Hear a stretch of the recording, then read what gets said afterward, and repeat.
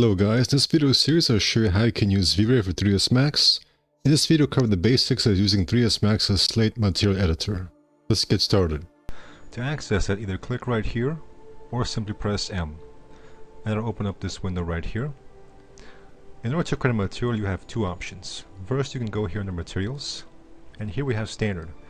These are the regular materials that come with 3ds Max by default. If you have, for example, Mental Ray or V-Ray enabled as your renderer, you will have more specialized materials available here, specific to those renderers. So I can double click here on Standard, and it appears right here in the center. I can select this and press Delete on the keyboard to get rid of it. I can also right click, Materials, and select Standard from right here, and here it is. To navigate in this little viewport here, you can use the middle mouse button and then simply move your mouse to move around just like you would here in the viewport. To zoom in and out, you can scroll your middle mouse button. You can also use these controls here on the bottom. So what I will do is select this, hold Shift, and then move to create some clones, some copies. Now all of these have a different name. You can see I started with Material 52, but this one is called Material 53, and this one is Material 54. So they're not instanced. When you're working with materials, unlike geometry, there's no real reason to instance actual materials. But what you can instance is the actual maps that go into it, and I'll cover that a little bit later on. But let's say that I press Z here. Nothing really happens. If I go under View, you can see I have some shortcuts here. Zoom tool, Alt Z, Zoom region tool, Control W, Zoom extents, Alt Control Z, and Zoom extend selected is Z. So if I press Z, I should be able to zoom in all of them. But right now I'm pressing Z, and nothing is really happening. And real quick guys, if you are interested in modeling furniture, I have a new course on how to make a variety of objects from fancy leather couches to chairs and a whole lot more. Link is in the description. Now when I'm working here in the viewport, let's say I create two little spheres here. Now if I press Z, it will zoom in on them. If I select one and press Z, it will zoom in on that one. So zoom extents works here. If I go back to my material editor, if I press Z, it doesn't work here. If I actually activate the keyboard shortcut override toggle and then I press Z, you can see it actually works now.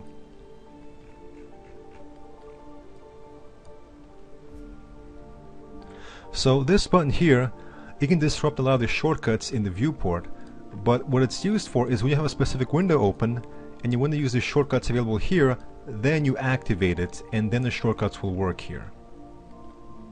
However, when you want to go back to modeling and working with the viewport, you want to make sure that it's off. Otherwise, a lot of your shortcuts will not work. And now that it's on, all of the shortcuts will work.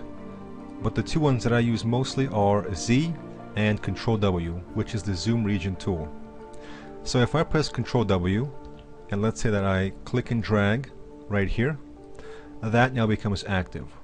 So it's kind of a fast way of kind of limiting what you're looking at here. So if I select this and hold Shift, you can see I have a lot of materials here, and this viewport can get pretty busy. So I'll press Control W, and let's say I only want to work with these three right here. I'll just make a rectangle around here, and it zooms in on those three. And then I can also, let's say, zoom in on these two, and here we are. Or I can simply select them and press Z. And this is pretty much what these buttons down here do.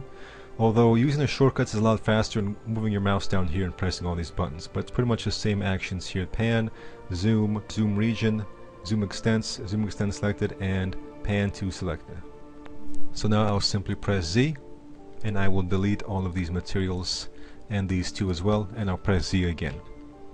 So here is a standard material. You can minimize this by clicking right here, and now it's minimized. Maximize by clicking the plus. So here we have these little circles. This allows us to plug various maps into here. So let's say I want to plug something into the diffuse color slot here. I can right click, Maps, Standard, and I'll choose Checker. Now to actually have it be activated, I'll simply click here, drag, and then plug it into diffuse color.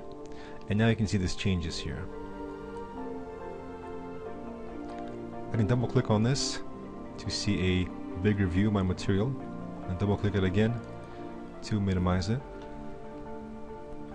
Another way that I can add maps is by going under Maps, Standard, and now I can choose. Let's say I would choose Smoke, and I'll double click here, and a smoke appears right here.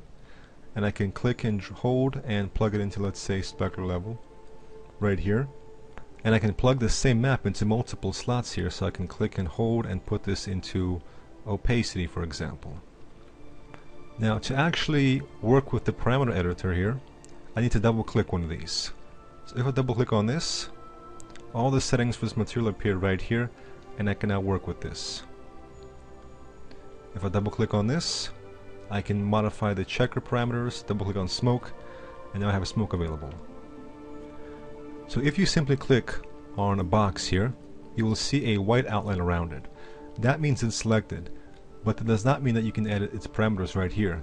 You have to double click to get the dotted lines to appear around it. This can be a little bit confusing at first because you may click on this right here and start editing some things, but you're actually still modifying this material right here because this one is the one with the dotted lines. Here we have a navigator, which allows us to see all the materials and maps that make up our scene. The blue are the materials and the green are the maps. And here in the navigator we can see which object has a white outline and which one has a dotted outline. Let's say I want to apply this material to an actual object in this scene. I'll just delete these spheres and I'll create a box here. With the box selected, I will select my material. Right now this material has a dotted line, but it's not a white line. In order to get a white line I have to click on it, so now I have two lines, both a dotted line, showing that I can edit its parameters right here, as well as a solid white line, letting us know this is the selected material. So with it selected, I can have my object selected as well, and I can click on this one right here, assign material to selection, and now it's been assigned. Now let's say I want to see what these various maps look like on my object. I will press Ctrl X here to go into Expert View, which gets rid of these details on the left and on the right. And we have a lot more room here. So let's say I want to see what the checker looks like on this box. I will select it and click right here under Show Shaded Material in Viewport. And we can see what the checker looks like on this box. And you see we have this little red indicating this is what's visible in the viewport. If I want to see the smoke, I'll click on this and once again click on the button, and now we see the smoke here. So I'll double click here, and now I can, for example, change the size to 25 and swap the colors here, and we can see the changes on the box. If I click on the material and click on this button, we see the red right here, and what it's now trying to do is show us what the end result is with all these maps applied. If you have a very complex material with a lot of maps plugged in, it may take a little bit of time to actually show up here. And if you enable this for all of your objects in the scene, if you have a complex scene, it may greatly decrease the performance, the frame rate in your scene. So it's best to keep it off. Now this box right now has a gray color. That's because if I double click here, the color here in the diffuse is gray. However, if I actually render the box, here I will press Shift F to see my actual rendering dimensions and zoom in, and then I will press Shift Q to render. You can see the actual box renders with the maps that are plugged in. So even if I change this diffuse color to red, and if I render it, you can see it's not red. So even though this object is red, and we have red in the diffuse slot, it doesn't matter because it's being overridden by the checker map right here. So the actual color of the object, the geometry, may be a little bit misleading. This isn't what we actually see when we render. So you may want to have only the diffuse map visible in the viewport, just to have things make a little bit of sense. Now if I click and drag this material, you can see it's moving independently of its children. The material is the parent, and these maps are the children. However, if I click on this option right here, Move Children, the children will also move with the material. So you can move them all together. Now if I select this material and hold Shift and move, you can see another clone is being made of the material, but the same maps are still plugged in. So right now, this map checker is instanced to both the diffuse color of this material, 74, and to this material, 52. However, let's say I select this and delete it. If I select both the parent and the child, the material and the maps, and then hold shift and move, you can see that all of them are independent of this right here. Now as you work, the materials and maps will sometimes become a little bit complicated and they will kind of get disarranged. What you can do is click here to lay out all horizontal, and you notice they're all being laid out horizontally, or I can click and hold this and switch to vertical, and now they're all laid out vertically. So this is a quick way to organize all your materials and maps. This button right here, hide unused node slots, allows us to hide all of the slots that are unused. For all these three materials, we only have the diffuse, specular, and opacity being used. If I select these three materials and click on this button, you can see all of the unused maps are no longer visible. So only diffuse, specular, and opacity are visible. However, if I double click on this material, right now it's selected right here, I can still go under maps and see they're all available right here. So right now these three are being used, but if I uncheck these boxes here, they're no longer being used, but they're still plugged in here. The plugs let us know that they are available, but we can actually determine which ones are used by the check marks here. And even though these slots are hidden right here, if I wanted to, for example, insert something into the bump slot, I can just click here and choose, for example, speckle, and now speckle appears right here with no problems. And now it also becomes visible under bump. And you can also go here to set the actual strengths of all the maps. So if I want the bump to be stronger, I can bump it up to 60, so from 30 to 60. Sometimes I want it to be very light, so I can set it to, for example, 5. You will not always want these to be set to 100. Sometimes you may want the specular level to just be at 50%. Hide unused node slots also applies to the maps themselves. So if I select these maps and activate it, you can see all of the unused slots are being removed.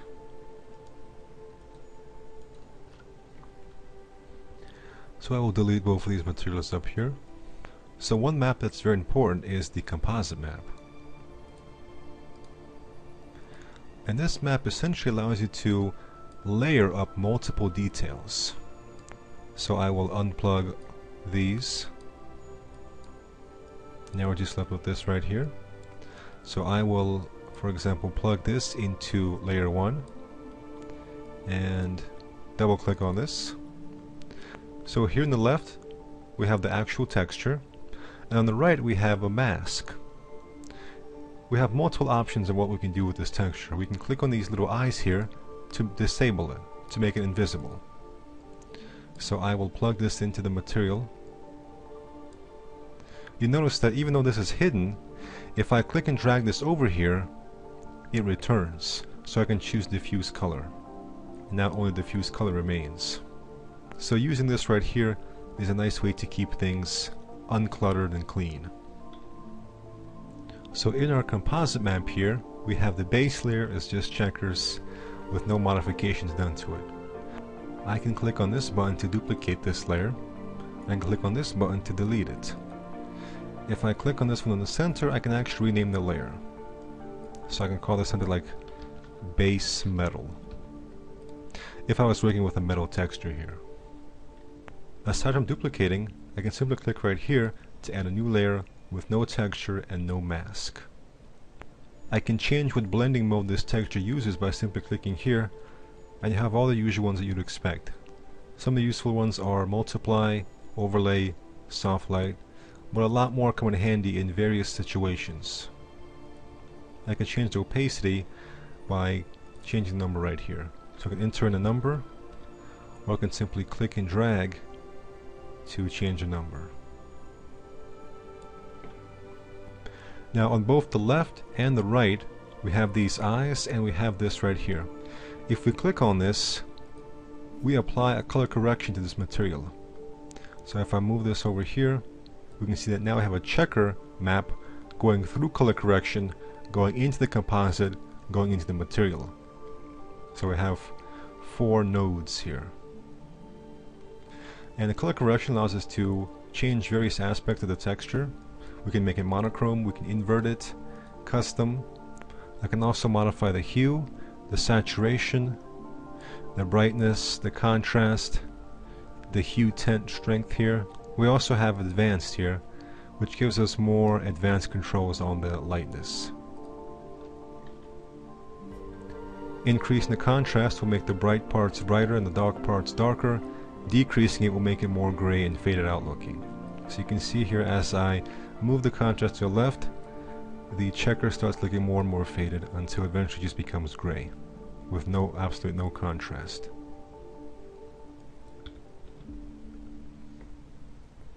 And with the brightness, if I move it to the left, you can see that the white starts becoming darker and darker. And if I move it to the right, the black starts getting lighter and lighter. So it goes from pure white to pure black here on the left.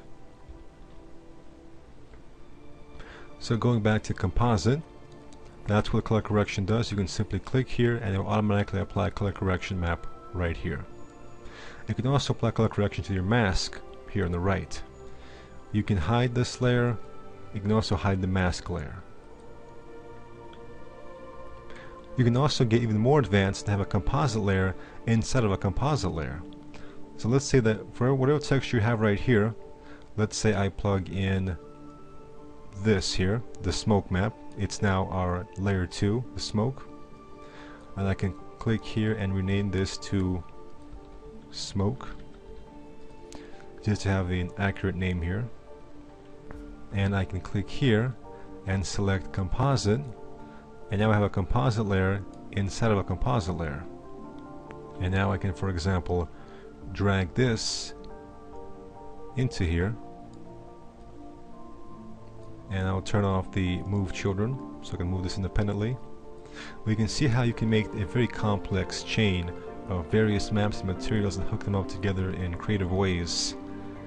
And this can also help you to work very efficiently, because now you can have an instanced map affect both this and this. And we can see exactly how this works now. And in order to make this easier to see, I will actually remove the checker from the base layer 1. And now you notice that there's no checker here, it just says none. And here I will insert something else. I'll just insert, for example, wood. And for this composite, what I basically done is I double click here and then click here to edit this mask. And what I will actually do is drag this over here, make that a copy, and delete the bottom layer. So what we've got right now is, if we go back to what's happening here, is we have wood, we have smoke on top, and I'll make the smoke more distinct. I'll just make it green. Whenever you're testing out various maps, it's a good idea to give them very distinct colors so you can see exactly what's going on. So right now the wood is brown here and the smoke is green, and the smoke will only be visible in this checker map using also this gradient ramp. So let's see what the actual result will look like. Here we can see that the wood is perfectly visible here in the top left and the bottom right. But now the mask for the smoke, for the green smoke, is first using the checker map and then also using the gradient map. So you can see how the checker map is limiting it to the bottom left and the top right, and the gradient map is working together with the checker map to limit it to strongly on the bottom, and as it goes up it's getting weaker and weaker. So this is how you can use multiple maps in combination along with the composite map to really have control over your colors, your textures, and the various maps that you use. This will make more sense once I start using some V-Ray procedural texturing. Thank you for watching, and take care.